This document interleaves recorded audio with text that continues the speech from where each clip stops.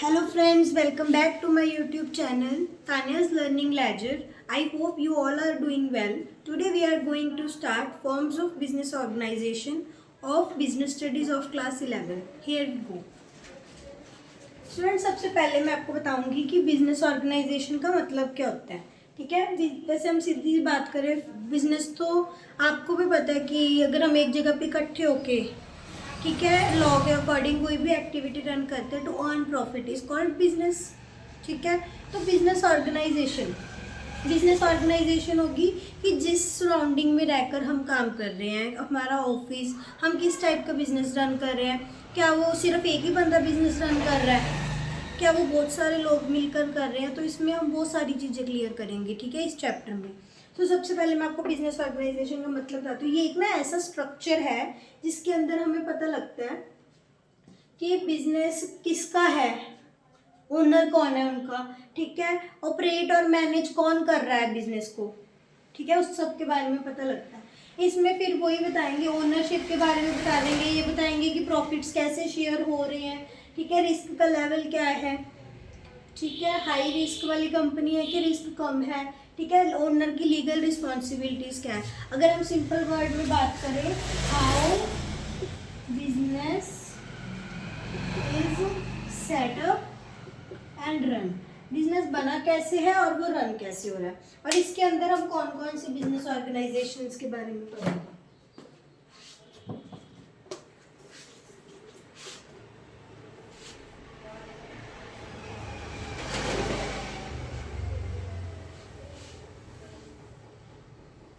सबसे पहले हम इसमें पढ़ेंगे सोल प्रोप्राइटरशिप के बारे में। सोल प्रोप्राइटरशिप, सोल मीन्स होता है इंडिविजुअल, मतलब जो एक बंदा जो अकेला बिजनेस रन कर रहा है, ठीक है, उसको हम सोल प्रोप्राइटरशिप फॉर्म कहते हैं। ठीक है, इसमें क्या होगा, वो कैपिटल भी खुद लगाएगा, सारे प्रॉफिट्स भी वो खुद रखेगा, लॉस होगा तो भी वो अकेला बियर करेगा, जो भी रिस्पॉन्सिबिलिटीज होंगी, डिसीजंस होंगे, वही लेगा। ठीक है, उसके बाद हमारे पास आता है पार्टनरशिप।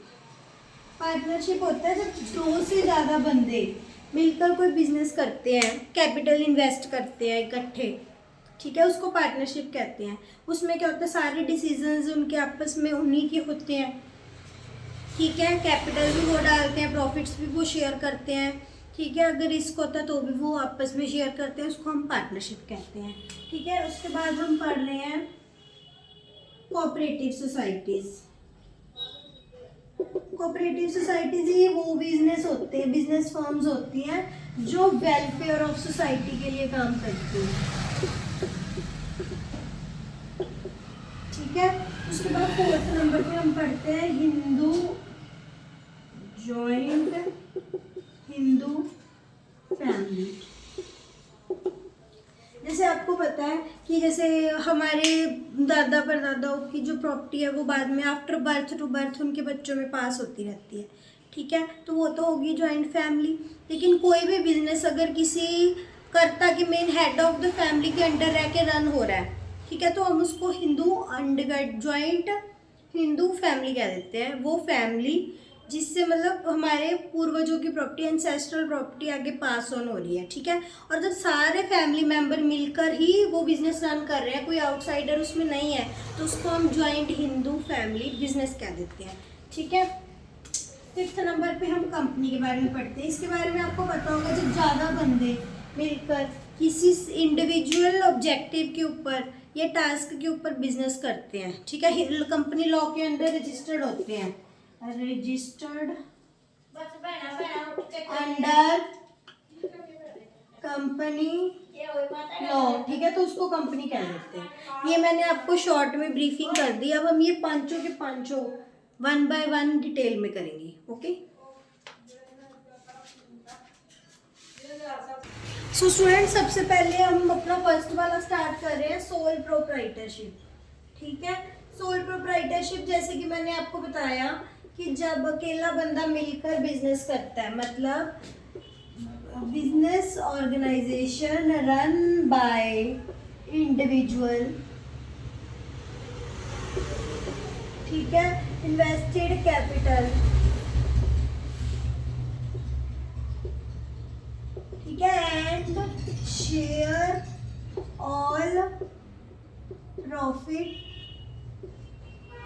एंड लॉसेस, वो इंडिविजुअल, ठीक है, उसको क्या कहते हैं हम, यहाँ पे इन्वेस्ट कर लो, ठीक है, उसको हम सोल प्रोप्राइटरशिप कहते हैं। अब मैं आपको उनके फीचर्स की बात करूँ, सबसे पहले इंडिविजुअल ओनरशिप है। जब अकेला बंदा बिजनेस को रन कर रहा है तो उसकी ओनरशिप भी अकेले की होगी, फर्स्ट पॉइंट ये। सोल मैनेजमेंट, अगर बिजनेस के बारे में कोई डिसीजन लेना है, ठीक है, उसमें कोई एसेट लेके आनी है या कुछ भी, ठीक है, तो वो भी सारी वो मैनेजमेंट भी अपने बिजनेस की वो खुद ही होगा। अनलिमिटेड लाइबिलिटी, मान लीजिए कि कोई कंपनी, अगर कंपनी को ही लॉस हो जाता है, लोगों के पैसे देने हैं, तो इसमें ना जो इंडिविजुअल जो ओनर होता है उसकी जो लाइबिलिटी है वो अनलिमिटेड होती है, कि वो उस डेट के लिए, कर्जे के लिए खुद ही जिम्मेवार होता है, चाहे उसको अपनी घर की चीज़ें बेच के क्यों ना वो कर्जा भरना पड़े, उसको भरना पड़ेगा, ठीक है। Freedom in selection of business, अगर आप अकेले बंदा मिलके कोई काम कर रहा है, ठीक है, तो वो अपनी मर्जी से कोई भी काम शुरू कर सकता है, उसको किसी और की राय लेने की ज़रूरत नहीं है, मर्जी पूछने की ज़रूरत नहीं है, ठीक है।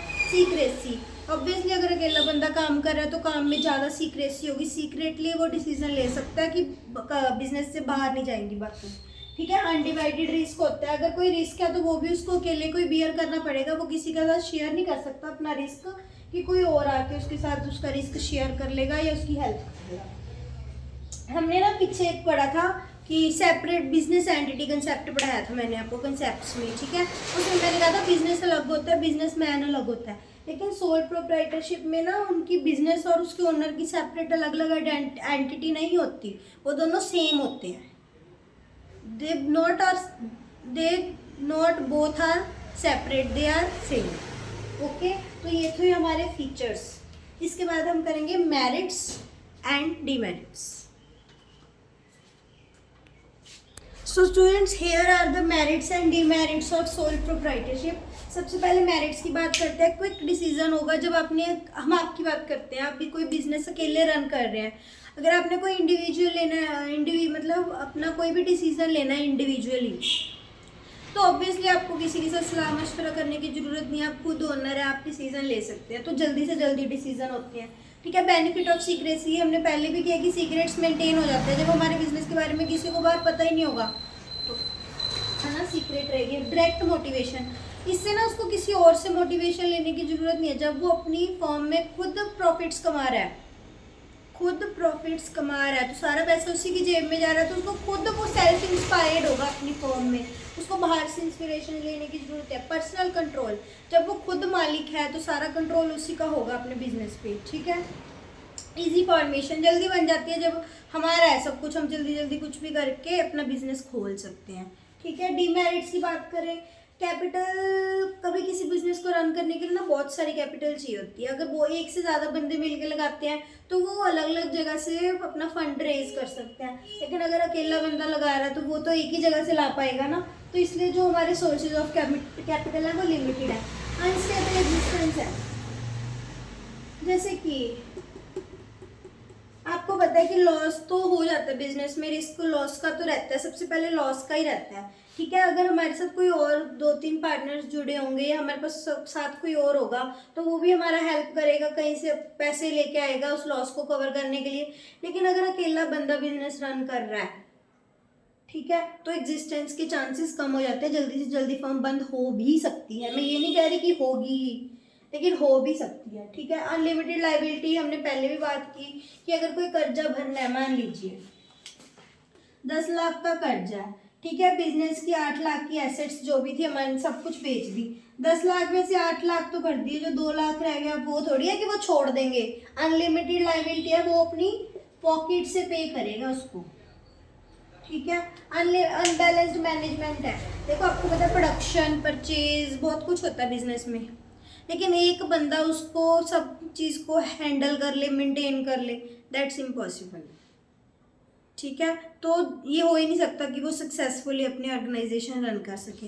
तो स्टूडेंट्स, यहाँ पे हमारा सोल प्रोप्राइटरशिप का जो टॉपिक है वो एंड हो रहा है। अगर आपको कुछ नहीं समझ में आया हो तो आप मेरे को कमेंट सेक्शन में बताइएगा, मैं ज़रूर आपको बताऊंगी। इसके बाद हम पास ऑन कर रहे हैं पार्टनरशिप। सो हमारा अगला टॉपिक है पार्टनरशिप। पार्टनरशिप का मतलब क्या होता है? व्हेन टू और more person willingly entered to run a business and earn profit is called partnership. जब दो से ज्यादा बंदे आपस में म्यूचुअली विलिंगली अपनी मर्जी से एंटर करते हैं कोई भी बिजनेस रन करने के लिए, ठीक है, और प्रॉफिट अर्न करने के लिए, उसको हम पार्टनरशिप कह देते हैं। ठीक है, सबसे पहले हमारे पास फीचर्स आते हैं। जैसे हमने सोल प्रोप्राइटरशिप में क्या था? Individual owner. ठीक है, इसका फीचर क्या? मोर देन 1%, एक से ज़्यादा पर्सन, तभी वो पार्टनरशिप कहलाएगी। ठीक है, एग्जिस्टेंस ऑफ बिजनेस, जैसे मैंने पिछले में बताया था, इसकी ज़्यादा एग्जिस्टेंस नहीं होती क्योंकि अकेला बंदा हैंडल कर रहा है। इसमें तो एक से ज़्यादा बंदे हैंडल कर रहे हैं तो इसकी एग्जिस्टेंस होगी। ठीक है, कॉन्ट्रैक्चुअल रिलेशनशिप है कि अगर वो पार्टनरशिप में आते हैं तो उनके बीच में कॉन्ट्रैक्ट होता है, सब कुछ लिखा जाता है कि अगर प्रॉफिट होगा इतना % प्रॉफिट का तुम लोगे, इस पार्टनर का हिस्सा होगा, तो वो ये कॉन्ट्रैक्चुअल रिलेशनशिप है। प्रॉफिट मोटिव और शेयरिंग ऑफ प्रॉफिट के लिए की जाती है पार्टनरशिप, ये तो हमने इसमें भी किया है। ठीक है, प्रिंसिपल एजेंट रिलेशनशिप है कि ऐसा नहीं है कि एक बंदे की सारी जिम्मेदारी है, no, everybody is held each and equal responsibility to get profit. Okay, unlimited liability है, इंडिविजुअली भी और इकट्ठे होके भी, कलेक्टिवली भी। ठीक है, no separate individuality. Partnership business partnership के तौर से माना जाएगा, किसी इंडिविजुअल की अलग से कोई एंटिटी सेपरेट नहीं होगी। उनके बीच में अच्छा भरोसा, अटमोस्ट गुड फेथ, एक दूसरे पे भरोसा होना बहुत जरूरी है बिजनेस को रन करने के लिए। ठीक है, restriction on transfer of interest, ऐसा नहीं है कि अपनी मर्जी से कोई भी अपना इंटरेस्ट, अपनी कोई राइट आगे ट्रांसफर कर रहा है, नो, ऐसा नहीं कर सकता क्योंकि without the approval of all the partners, सब कुछ पूछ के बिजनेस में सब पार्टनर्स की अगर सहमति होगी तभी वो कोई चीज़ कर सकता है। ठीक है, तो ये थे हमारे पार्टनरशिप की डेफिनेशन और उसके फीचर्स। अब हम करेंगे टाइप्स ऑफ पार्टनर, पार्टनर्स किस किस टाइप के होते हैं और पार्टनरशिप भी डिफरेंट टाइप्स की होती है। सबसे पहले हम डिफरेंट टाइप्स ऑफ पार्टनरशिप करेंगे, उसके बाद हम डिफरेंट टाइप्स ऑफ पार्टनर्स करेंगे। सो स्टूडेंट्स, अब हमारा टॉपिक है types of partnership. Types of partnership, इसमें हम 3 तरीके की पार्टनरशिप्स पढ़ेंगे। सबसे पहले जनरल एंड लिमिटेड पार्टनरशिप। सबसे पहले लिमिटेड, और मैं आगे बता दूँ पहले और कौन कौन सी करेंगे। 2, एक होती है पार्टनरशिप एट विल,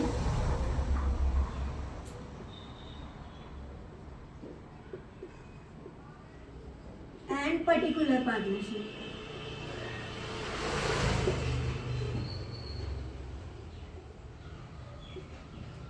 एक होती है लीगल एंड इलीगल पार्टनरशिप।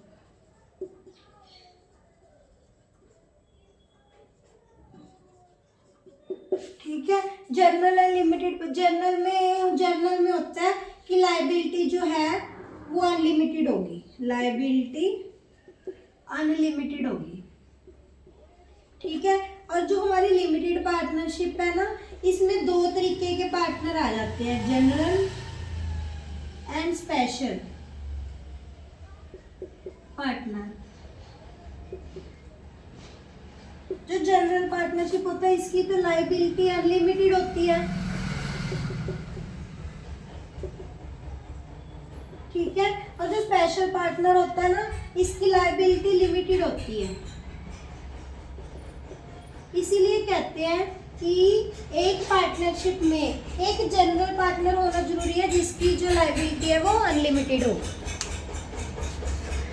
ठीक है स्टूडेंट्स, ये होती है जनरल एंड लिमिटेड पार्टनरशिप। इसके बाद में हम देखते हैं पार्टनरशिप एट विल और particular partnership. Partnership at will होती है जो, वो इंडेफिनेट पीरियड के लिए होती है, इंडेफिनेट पीरियड के लिए होती है। ठीक है, और जो पर्टिकुलर पार्टनरशिप है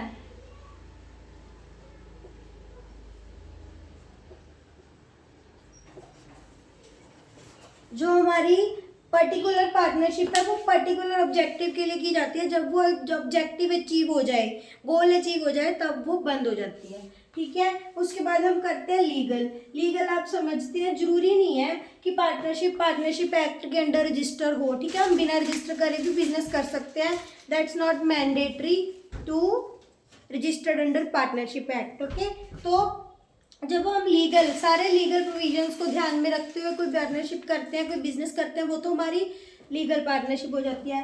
इलीगल पार्टनरशिप होती है कि जब पब्लिक पॉलिसी को हार्म हो रहा हो हमारी पार्टनरशिप से। ठीक है, एनिमी कंट्री है हमारा कोई, वहां से उसका कोई मेंबर हो। ठीक है, बंदा मैक्सिमम लिमिट से एक्सीड हो रहा हो, या 1 हो मेंबर। ठीक है, तो वो हमारी इलीगल पार्टनरशिप हो जाती है। ये हमारी 3 टाइप की पार्टनरशिप होती है, टाइप्स ऑफ पार्टनरशिप। ठीक है स्टूडेंट्स, देखिए ये आपको लॉन्ग में भी पूछ सकते हैं, शॉर्ट में भी पूछ सकते हैं, तो आपको ये टॉपिक्स बहुत ध्यान से करने की जरूरत है। अगर आप एक बार ही ध्यान से कर लोगे, ठीक है, डिटेल में, फिर चाहे आपसे शॉर्ट में पूछ लें, चाहे फिर आपसे लॉन्ग में पूछ लें, आपको कोई प्रॉब्लम नहीं आएगी। अगर आपको किसी भी टॉपिक में कहीं पे भी कोई भी प्रॉब्लम आती है, let me know in comment section, I will try to resolve your problem. So students, अब हमारा टॉपिक है merits and demerits of partnership. एक तो इसकी इजी फॉर्मेशन है, जब मैंने आपको पहले बताया कि इसको ज़रूरी नहीं है कि आपको रजिस्टर्ड करना ही है, तो इसकी जो फॉर्मेशन है वो इजी है। बैलेंस्ड डिसीजन है, सब पार्टनर मिलके आपस में सोच समझ के कोई डिसीजन लेते हैं, तो बैलेंस्ड। मोर फाइनेंशियल रिसोर्सेज, एक से ज़्यादा बंदे हैं तो वो अलग अलग जगह से है ना फंड इकट्ठा रेज कर सकते हैं, तो ज़्यादा से ज़्यादा हमारे पास फाइनेंशियल रिसोर्सेज होने के चांसेस है। फिर से डिवीजन ऑफ, उसमें रिस्क नहीं डिवाइड हो रहा था, इसमें हो रहा है। सीक्रेसी, पार्टनरशिप के जो अकाउंट्स हैं ना वो पब्लिक को डिस्क्लोज नहीं किए जाते हैं, दैट्स वाई सीक्रेसी है इसमें। उसके बाद unlimited liability, I have told earlier कि वो अपनी जेब से भी पे करेंगे। क्या लैक ऑफ हार्मनी, देखो हम कह तो रहे हैं कि पार्टनरशिप में आपस में बहुत फेथ होना चाहिए, भरोसा होना चाहिए, यही बोलना हमने। लेकिन देखिए अगर 2 पार्टनर एक जगह पे मिलके पैसे के रिलेटेड जब बात आ जाती है ना, तब तो फैमिली के बीच में भी इश्यूज, कन्फ्लिक्ट रेज हो जाते हैं। वो तो फिर भी अलग अलग बंदे अलग अलग फैमिली से बिलोंग करते हैं, तो उनके बीच में लैक ऑफ ट्रस्ट हो सकता है। लैक ऑफ कंटिन्यूटी, जब उनके बीच में कन्फ्लिक्ट रेज हो गए तो पार्टनरशिप भी हम कह सकते हैं कि इसमें कंटिन्यूटी बहुत कम है। पब्लिक फेथ, जब हम अपने अकाउंट्स पब्लिक को रिप्रेजेंट ही नहीं कर रहे, तो पब्लिक का भरोसा भी हम पर कहीं ना कहीं शिवर करेगा, क्योंकि इट्स ऑल अबाउट मनी, पैसे की बात हो रही है। जब हम लोगों के सामने अपने अकाउंट्स डिस्क्लोज ही नहीं करेंगे तो पब्लिक फेथ भी लैक, मतलब कमी आएगी उसमें। सो स्टूडेंट्स, अब हम पढ़ रहे हैं nature and address of business के अब हम पढ़ रहे हैं पार्टनरशिप डीड के बारे में। पार्टनरशिप डीड क्या होता है? ये एक एग्रीमेंट होता है जो हम पार्टनर्स के बीच में बनाते हैं। वैसे ये ओरल भी हो सकता है, रिटर्न भी, बट हम कहते हैं कि पुट इन रिटन, मतलब हमें इसको लिखित में करना चाहिए, ओरल में नहीं, क्योंकि ओरल में मुकरने का चांस रहता है, हमारे पास कोई प्रूफ नहीं होता। ठीक है, रिटर्न में लेना चाहिए। ठीक है, रिटर्न एग्रीमेंट होता है बिटवीन पार्टनर्स, ठीक है, जिसमें उनके पार्टनरशिप के बारे में हर एक चीज़ लिखी जाती है ताकि एंड में जाके वो मुकर ना पाए। ठीक है, जैसे उसमें हम क्या क्या लिखते हैं, name and address of firm का नेम और एड्रेस क्या है, पार्टनर्स का नेम और एड्रेस क्या है, ठीक है, हमारे बिजनेस की नेचर और स्कोप क्या है, हम कितने टाइम के लिए पार्टनरशिप कर रहे हैं, ठीक है, प्रॉफिट एंड लॉस रेशो क्या है, अगर प्रॉफिट होता है तो किस रेशो में डिवाइड होगा, लॉस होता है तो, ठीक है, कमीशन और सैलरी कितनी देनी है पार्टनर्स को, ड्राइंग और इंटरेस्ट, ठीक है, अगर वो ड्राइंग, मतलब पहले तो हम ये ना उल्टा हो गया पॉइंट, ये 8th पॉइंट है, ये 7th, ठीक है, अगर बिजनेस को लोन है, बिजनेस को जरूरत है लोन पार्टनर भी दे सकता है, ठीक है, अगर पार्टनर को जरूरत है बिजनेस लोन दे सकता है उसको, ठीक है, तो उसके ऊपर हम इंटरेस्ट कितना लगाएंगे, ठीक है, राइट्स और ड्यूटीज़ और लाइबिलिटीज़ क्या होगी पार्टनर की, एडमिशन और रिटायरमेंट पे क्या होगा, वैल्यूएशन ऑफ गुडविल क्या होगी जब गुडविल क्या होती है स्टूडेंट? जब हम 3-4 साल तक अपना बिजनेस चला लेते हैं, हमारी एक शाख, हमारी इज्जत बन जाती है मार्केट में, उसके भी पैसे मिलते हैं, ठीक है। तो वो हम कैसे करेंगे? जब डिसोल्यूशन होता है, जब हम म्यूचुअल अंडरस्टैंडिंग से अपनी फर्म बंद कर देते हैं, डिसॉल्व कर देते हैं, तब क्या होगा? और भी स्टूडेंट्स हम बहुत कुछ लिख पाते हैं, मतलब बहुत कुछ लिखना चाहिए ताकि हमारे पार्टनर्स के बीच में डिस्प्यूट ना हो। आप अब मेरे को कमेंट सेक्शन में बताइएगा कि इसमें हम और क्या क्या ऐड कर सकते हैं, ठीक है। Students, here are the last topic of partnership, that is types of partner, ठीक है। एक टाइप्स ऑफ पार्टनर दो पार्ट्स में डिवाइडेड है, फुल फ्लेज्ड पार्टनर और not full fledged partner. Full fledged partner में एक्टिव पार्टनर आते हैं जिनकी पूरी एक्टिव पार्टिसिपेशन है, वो बिजनेस का सब कुछ हैंडल करते हैं, हर एक अपनी बिजनेस को रन करने में एक्टिविटी में पार्टिसिपेट करते हैं। स्लीपिंग में क्या है कि वो पार्टिसिपेट नहीं करते बिजनेस को रन करने में, बस वो है बिजनेस में, उन्होंने कैपिटल लगाया, प्रॉफिट्स लेंगे, लेकिन स्लीपिंग है मतलब आते जाते नहीं है, उनका कोई रोल नहीं है उसमें। सीक्रेट पार्टनर जो हमारे पार्टनर हमारी फर्म में तो है लेकिन जनरल पब्लिक को उसके बारे में नहीं पता, वो होता है हमारा secret partner. Not full fledged partner, इसमें होता है नॉमिनल पार्टनर। नॉमिनल पार्टनर क्या होता है कि ना तो इसने पैसे इन्वेस्ट किए हैं, ना ये प्रॉफिट लेगा, ये बस है इसकी गुडविल के कारण कि इसका नाम है तो ये एज ए पार्टनर एक्ट कर रहा है। Partner by estoppel, partner by estoppel, partner by estoppel होता है कि इसकी बातों से तो हमें ये लगता है जो कुछ ये करता है कि ये बिजनेस का पार्टनर है, लेकिन वो नहीं होता। लिमिटेड पार्टनर होता है कि इसकी जो पार्टनरशिप है वो लिमिटेड है, जितना इसने इन्वेस्ट किया है, ठीक है। अगर वो डूब जाता है तो वहीं तक उसकी जो लायबिलिटी बनती है, ये नहीं है कि वो अपनी पॉकेट से ला के दे रहा है। माइनर, ठीक है, अंडर 18, जो भी पार्टनर आ जाता है लेकिन वो 18 साल से कम है तो उसको हम माइनर। अब ये एक सवाल उठता है, क्या minor can be a partner in partnership?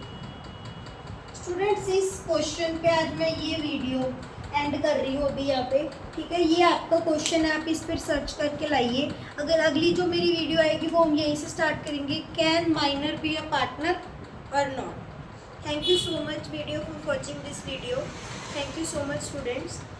अगर आपको कोई भी प्रॉब्लम आती है तो प्लीज़ आप मेरे को कमेंट सेक्शन में बताइएगा। अगर आपको कोई भी टॉपिक पहले करना है तो वो भी आप मेरे को बता सकते हैं। Thank you so much.